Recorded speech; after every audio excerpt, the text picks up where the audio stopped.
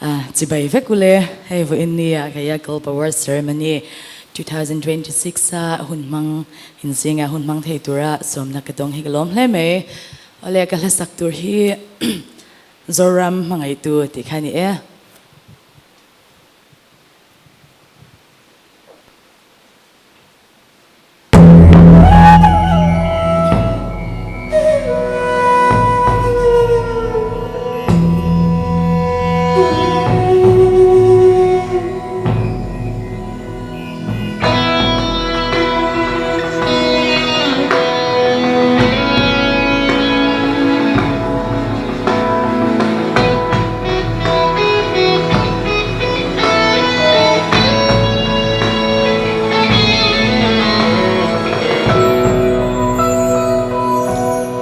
Pian zoram luang tlang tin chuan agatlirin chor piarun yang kan choi hinun ziare amoi chi ma se chang le tharmun amoi lo tin an sel zonun thang tlom em ni matiang son Zaii relovin zoram mangai tu mi huai senteu kan kurvai chagra ma inza mai donem le zoram paran khia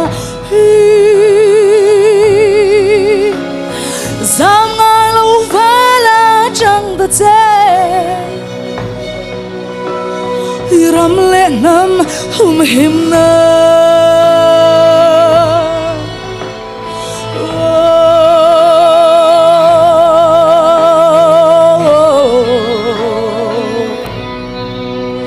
Kan thang ram moya hian Mel ma do lo lianin zoram run tin loya zonam parmoy thia chin lung chuak zo fanun a than tlom ngai si lo khwa kan tlai ma nge hiano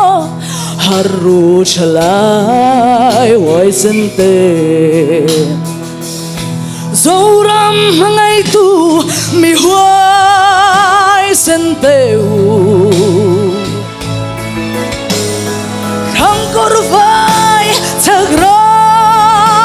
ma inza mai donem le zoram paran thia hi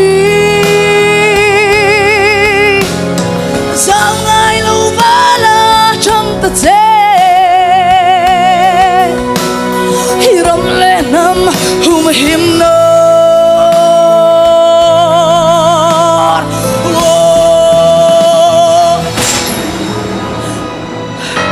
zoram hai tu mi huai senteu khang kor vai chagra ma inza mai donem le zoram paran thia hi sangai lo vala chang da tse hiram le nam hum him no